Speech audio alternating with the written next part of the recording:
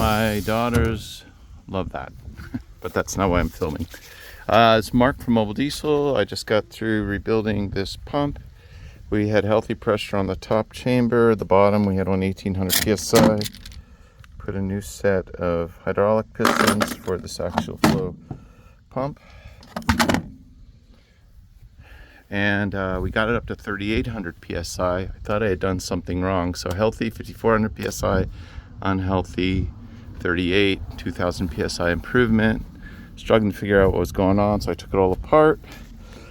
And it turns out these guys, when I took it apart originally, were here, and they're not supposed to go in there. They're supposed to go over here.